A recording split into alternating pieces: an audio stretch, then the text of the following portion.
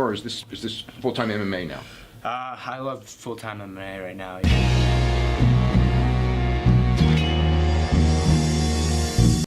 Back to the daily grind, and shout out to the full-time patrons. Make sure to hit subscribe if you're new and hit thumbs up if you're not a baby back bagel biting bitch boy, cause you know what time it is. It's full time. MMA.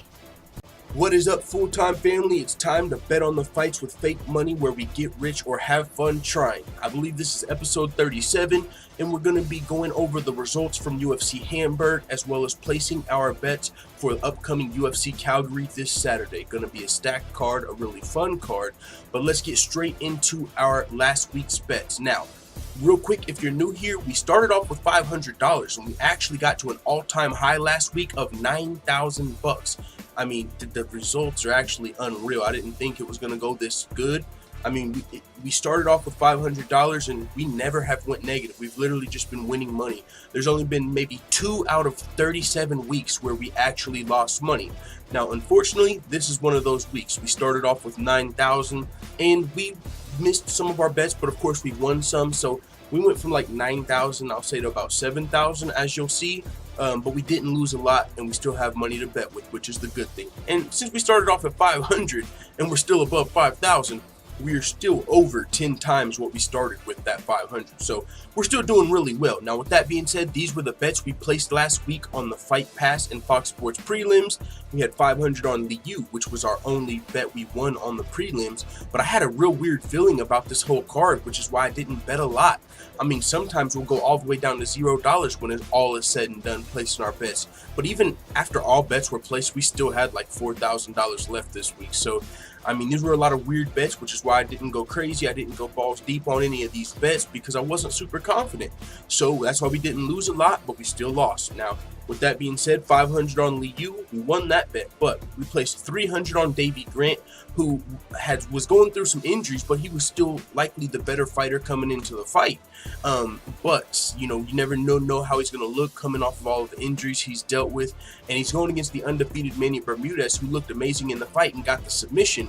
But still, I bet 300 on Grant because he definitely had a real potential to win that fight. Now, he lost the fight, which is all good. We predicted that to happen, so we lose that 300. And then Justin Ledet, the former heavyweight, coming down to light heavyweight. He was 3-0 in the UFC previously. He lost his fight to Rakic, who looked amazing, man. Alexander Rakic, he's looking like a future light heavyweight contender in the fight versus Justin Ledet. He looked better on the feet and better on the ground, so we lost that bet there. But Justin Ledet still undefeated at heavyweight. Maybe he moves back up to heavyweight his next fight, who knows. But lost that bet. Emil Mek came out with a big boneheaded decision, made absolutely no sense. First round, fucking flying knee against a grappler that just wants to stick on you like glue. And Emil Mek already doesn't have the best of times against wrestlers. So he got out wrestled fucked by Fabinski. Might have a baby in there, you know what I'm saying? No, but he did lose Emil Mek, which was one of the more surprising losses. Like, that was one of my most confident bets because it's like Emil Mek, he just fought Kamaru Usman, and it's a similar style to Fabinski, but Kamaru Usman's on a whole nother level. He's a fucking legit welterweight title contender. Fabinski's been off for like 4 years, you know what I'm saying? He's not on the level of Kamaru, but still, Emil Mek needs some work in the wrestling department. So that's unfortunate for him. Emil Mek lost the fight, and he was actually a favorite coming into this fight. But hey, it is what it is. Fabinski is back, and he's ready to lay on someone else, I'm guessing. You know what I'm saying? So unfortunate. And Emil Mek, you know what I'm saying? The way he started off the fight, it really was unfortunate. You know what if you're looking at this like Emil Mek, you know, you got to bounce back off that loss to Kamaru Usman. You're going against a guy with a similar style. But even since their last fight, Emil Mek had also been working specifically with Kamaru Usman on his wrestling.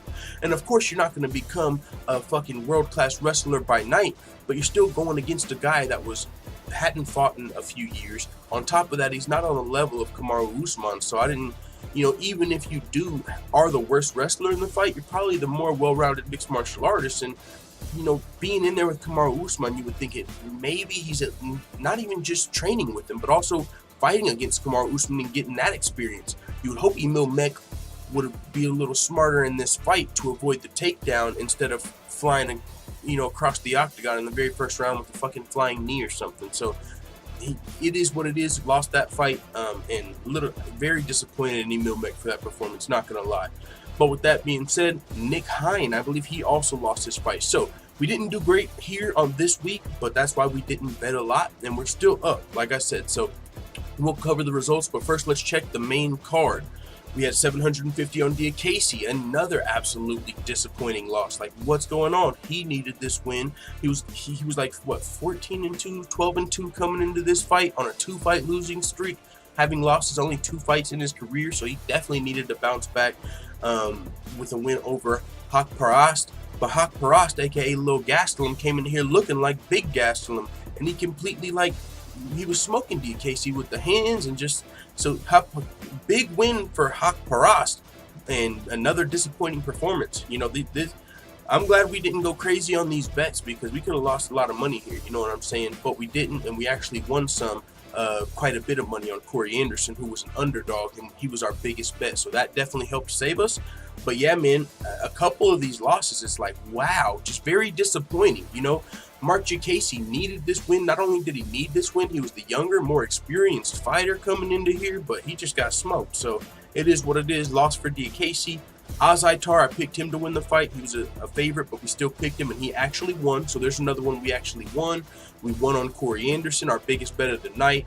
And then Shogun Rua, we lost that bet, but it is what it is there. Anthony Smith came out on top in the main event. That one was really, I mean, I kind of thought Anthony Smith would win, but at the same time, Shogun Rua had a lot to fight for. He was on a 3-fight winning streak. If he won this fight, he legitimately was going to be fighting Daniel Cormier for the title. So he had a lot to win here. And on top of that, Anthony Smith was taking this fight on short notice. And he was coming up from middleweight, you know, aside from his performance against Rashad. So Shogun Rua definitely had some things going for him here, but he got knocked out in the first round. So hey, now we'll go over the results. Boom, you can see the only bet we won was on the U, and I believe it was an even fight, so we bet 500, almost won exactly that back, 954 to be exact. But the rest of them, we don't add anything back because we didn't win any other fights. So add that 954 to the 37 we had left over after everything, and you get 4,066. And then we won $915 on Azaitar, who was a little bit of a favorite, but we bet on him there. So we don't win everything we bet back, but we still win $915 total. And then Corey Anderson, we bet 800 there, and he was actually an underdog. So we won quite a bit there. You can see $1,960 off our original $800 bet. So that was big news, or definitely big time for the results of this fight. We definitely needed that. So with that being said, you add those together, $2,875. And once you add everything up all together, that with the 4,000, you see what we are at for this week's bets. $7,536 is how much we have to bet on UFC Calgary. So we started with like 9,000. We took like a $1,500 hit this week, which isn't big time at all. And when you think about us starting at $500, 7,500 is still quite a bit to be at. You know, we're still over 10 times what we started with, which is pretty good return considering we've only been doing this for about a year. If you put fucking $500 into a bank, you think you're going to turn that into $7,000 with interest? No. So, and on top of that, we get to have fun and bet on the fights while we win money. I'm down to lose 1 week out of fucking 30. So it's all good. Hopefully we get back to our winning ways this week at UFC Calgary. We're placing bets you can see on the Fox prelims and the early Fight Pass prelims as well. These are the predictions and the bets we are placing. We got Antigulov versus Kutelaba the Hulk. Placing 300 on Antigulov, you can see there. Antigulov is a slight underdog, so that's a pretty nice bet. I picked him to win, but not super confident.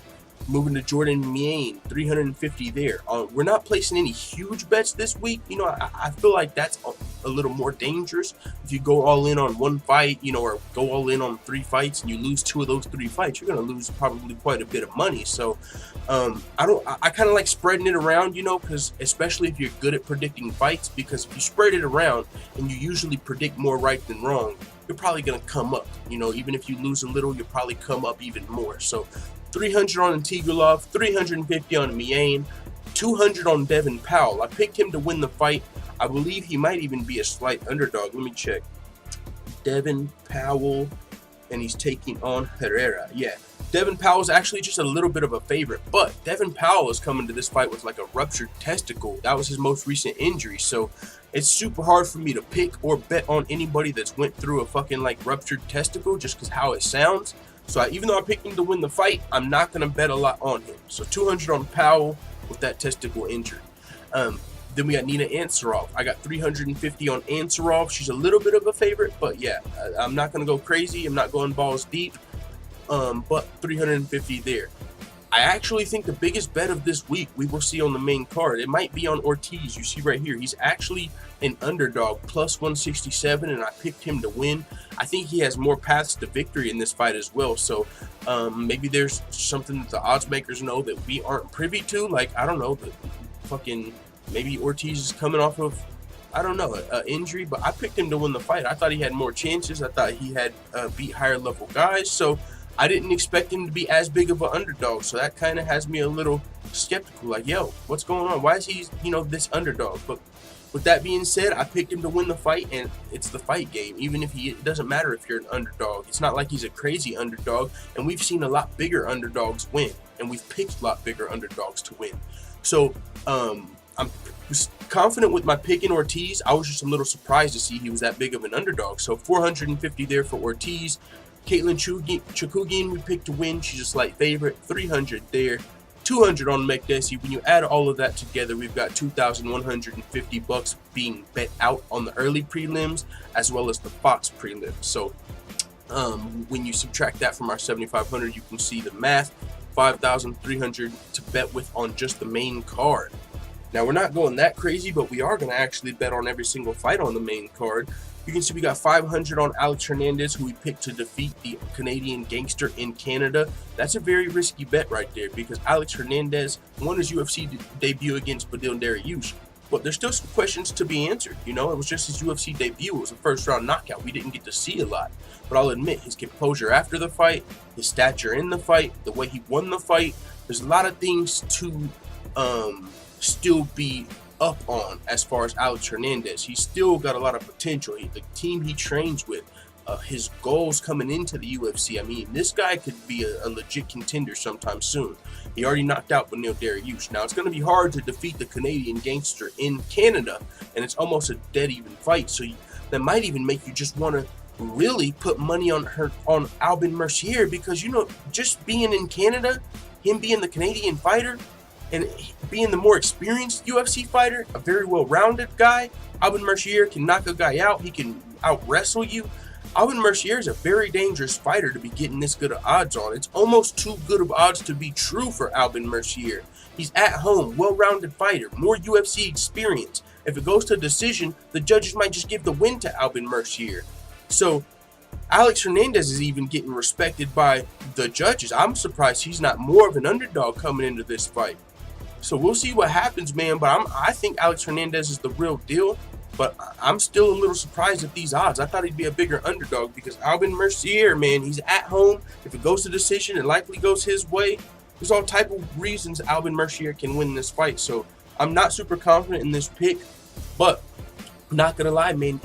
Sometimes, and this is just my experience, when it feels like something's too good to be true, it is. So I'm not going to go with Albin Mercier just because I feel like these odds are too good to be true, even though that might be a good reason, man, because I picked Hernandez to win the fight. But it just seems like amazing odds for a hometown, well-rounded fighter. So if somebody went balls deep on Olivier Albin Mercier, like put fucking 1,000 on him, I would not be surprised. I wouldn't even be mad.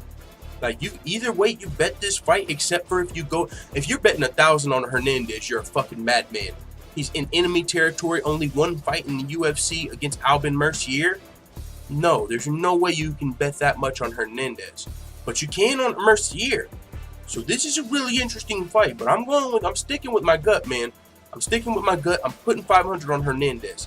Now, I picked Joanna Jędrzejczyk to win the fight, but I think these are great odds for Tecia Torres. I think she loses this fight. That's why I'm not going crazy on her underdog chances.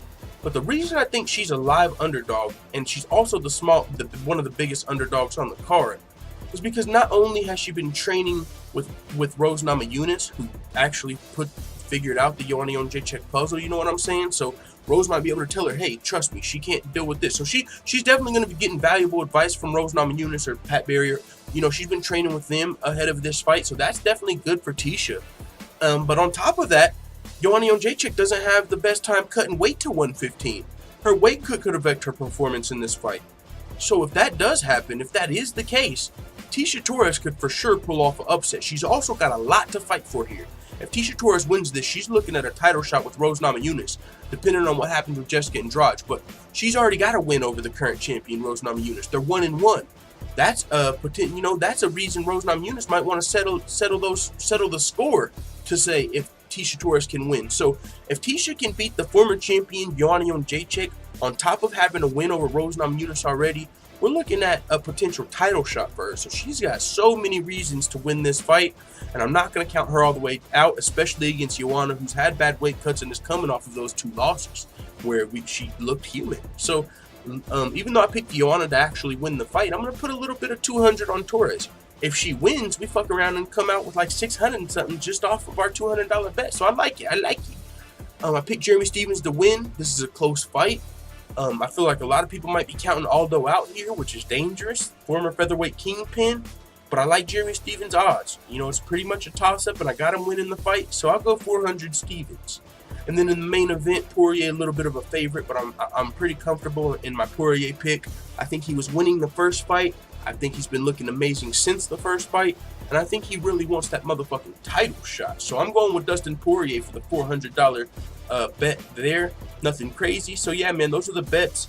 And I'm putting the whole episode on YouTube this week because I'm a little late. I've been having a lot of work outside the channel. I've been swarmed. I've been drained this week. I ain't had time. So this is coming out a little late. So thank you guys for checking it out. If you're on YouTube, normally the second half is over at the Full-Time MMA Dojo on Patreon.